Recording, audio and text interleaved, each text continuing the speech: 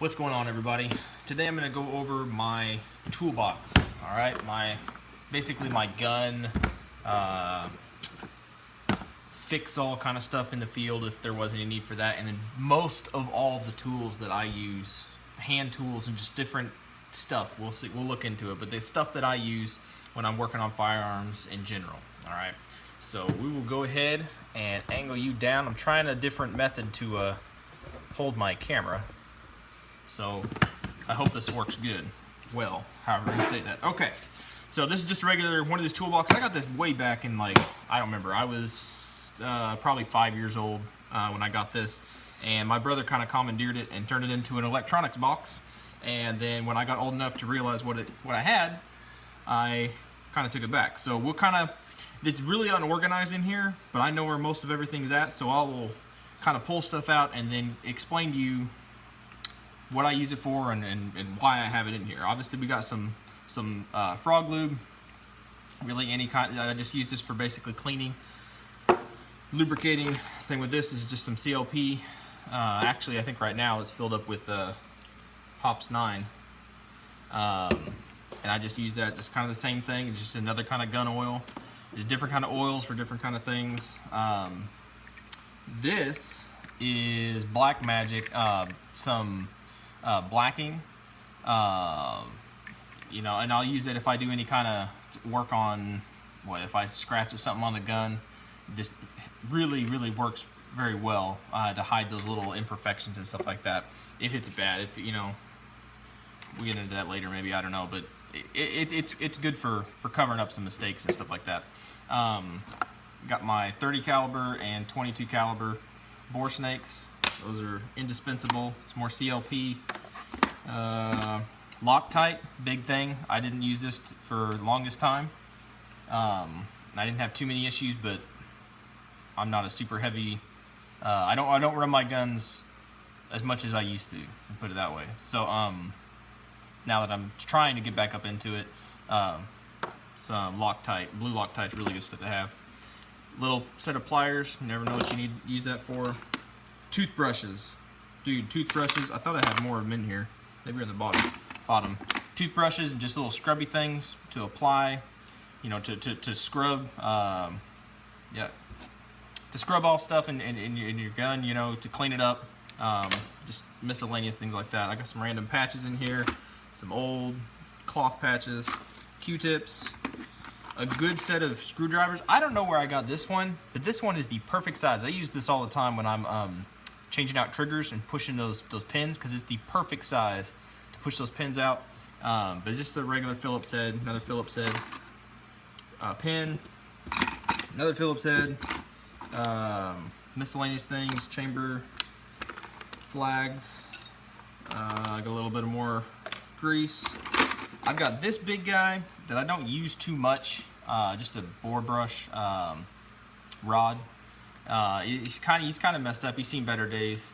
He doesn't quite exactly screw in all the way, so yeah, I need to get a new one. But you got those in there, and then the rest of this, as you can see, I just got different brushes, nylon, some copper, just different kinds. The kinds that got the cloth on the front and the scrubbies on the back. Just different calibers, different gauges, different sizes. And I use them all for different stuff. Trying to see specific things. This is interesting. I've used this before. You take I learned this when I was a jeweler.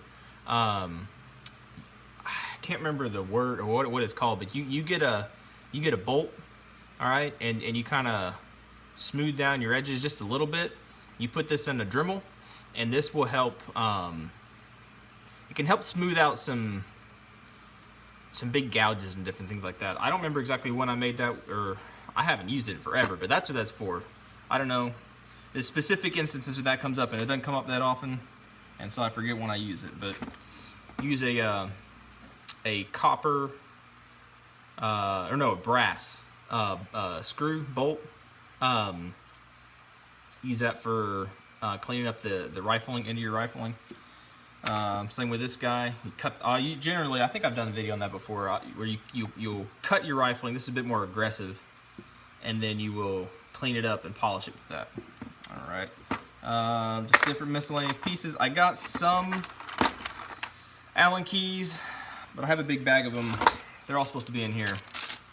But just miscellaneous stuff. I don't want to pull all these little things out. I thought there was something important. Oh, this came with one of these Otis Works cleaning kits. Woo! Cleaning kits.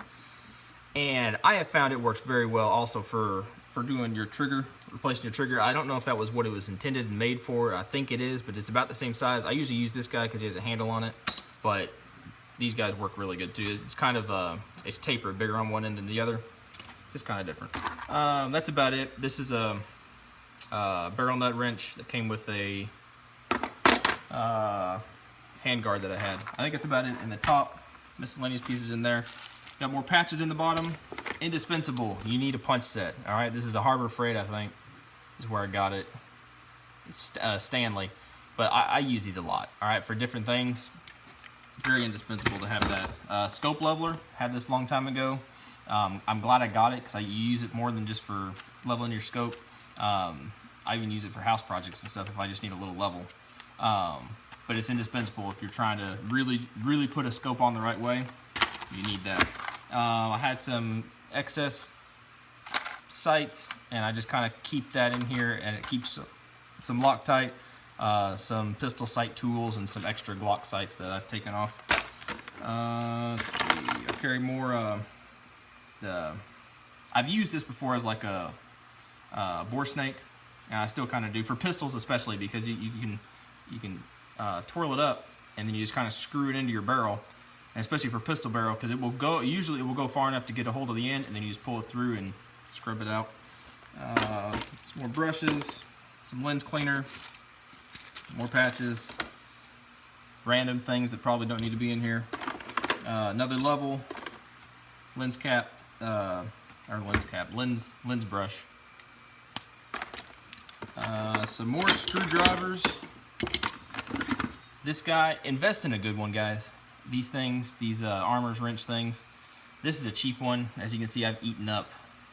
I think I might have mentioned this in previous videos before, but I've eaten up these teeth here, and they will, if you get it eaten up and they start to mar and stuff, they'll tear up your barrel nuts or your barrel nuts. And you don't want to do that. You know, in general, everything else has been fine. I use this for my castle nut in the back. It's nice because you can put your Torx wrench, which I don't carry in here because generally in the field you're not going to be taking barrels off. But it'll fit in there, and it works, and it's good overall. But it probably would be good to invest in a nicer one if I'd have got it. I think I probably got this for like less than 20 bucks. Get you one of these Chinese Ufitamalls, and one of these Chinese Ufitamalls. Indispensable. I carried this a long time before I had this guy. I use this. Funny story. So Marines are kind of anal about cleaning their weapons, right? All right, I'm sure if you're a Marine, you know what I'm talking about. If not, then you probably may even know what I'm talking about. I don't know. For whatever reason, it's a big deal a lot of times to get inside at the end of your barrel, inside your bird cage, your flash hider and all that, your A2 flash hider, to clean all that out. And for some reason, it's a big deal to clean that out. So I learned a couple years into it to carry one of these, and when it comes time to clean your weapon, just pop off your flash hider and scrub off the top. There's no way you're going to get it with Q-tips and CLP. It's going to take you hours, and I think that's what the point is. I'm getting off on a rabbit trail, but I think that's what the point is of having us clean our stuff. Part of what the point is having to clean our stuff so meticulously and it never being right the first time, because the higher ups are off doing whatever they're doing, making plans and doing their thing, and us lower end people, we have to do something. You can't just let us do nothing. We'll get in trouble. So clean your gun and clean things that are impossible to get to, like the end of your barrel behind your flash hider. Which is why I carry this, and I just clean it, and it was amazing. Somehow or other, it was clean. Wow. Anyway, I got some dummy rounds. Some of these probably live. Old stuff in here. That's about it. Another screwdriver, some Sharpies. The top the scope mounts, the top ones of the Picatinny. I don't know why they're still in here, actually. Put those somewhere else. But that's about it. Those will cover the main tools that you need to take down your gun, to clean it. If there's pulling things apart, I mean, you can use most of any of these tools. You combine it in whatever way, you can tackle most of the issues that you'll come up with in the field, you know, or even just home stuff. The things that I don't have here and here, I don't have like a drill, I don't have sandpaper and different things like that or whatever. I don't have I said, my Torx wrench, vise. I don't have a hammer. Probably should have a little hammer, but don't have my hammer. I don't have, what else do I not have? I'm trying to think. Any big heavy duty stuff I don't have, because in general it's not going to fit in a box. But all this stuff, if you combine it all together, you'll be able to use it, and you'll be able to tackle probably 80 to 90% of any issues that come up with your gun. Anyway, guys, I hope you enjoyed that. That's just a quick look at Down and Dirty. It's not real technical on all this stuff. Like I'm not going to tell you every single bore brush that I have. You just get your appropriate ones that you have for the calibers that you have and the guns that you have. That's basically it. It's kind of been knocked down to the essentials of what I need, minus some like random springs and stuff that I don't have any use for. But build yourself a good box. You know, put together some tools that can help you out. Don't be scared to work on your gun. It befuddles my mind when you hear about people. I don't know what people bring their guns to gunsmiths for, unless it's like specific stuff. You know, if I'm going to change my barrel out, you can do that, and it's cool and it's fun, and there's nothing dangerous or wrong or whatever.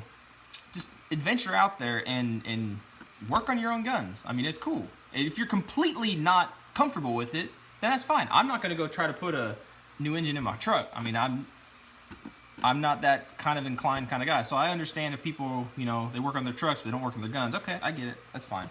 But stretch yourself. Get out there and, you know, put together some tools that you know that you could use, and it's just fun. Just enjoy life like that. All right. Hope you all enjoyed that. Again, we're looking for subscribers always, all the time, because like I said, we got our I say that a lot, like I said, and before I say it, so I didn't really say it. But I did say before about this flashlight. We are still giving it away once we get 100 subscribers. We got 17 at the time of this recording. And like I said, I said it again. Once we get to 100 subscribers, we'll be giving this thing away. So far, I haven't had, the only issue I've had with it is it appears that is the button on the back is well protected. It's kind of got this raised edge around it. But twice, and it may be how I'm carrying it in my pocket, twice I have pulled it out of my pocket and it's been on, it's been kind of hot, or warm, hot, whatever. It's not going to burn you, but it's been hot. And I had to replace the batteries once, and I don't know how long the light was on. But I think it's just from the angle I had it in my pocket. When I would bend over or sit down, it would push it. See, even now, pushing out like that, it doesn't go. So I think it was some weird thing. You got to carry it in a different way in your pocket. But yeah, anyway, subscribe, get your chances to win this guy. It's amazing, $4 Chinese flashlight. It's awesome. Y'all be good, be safe, and we'll see you in the next video.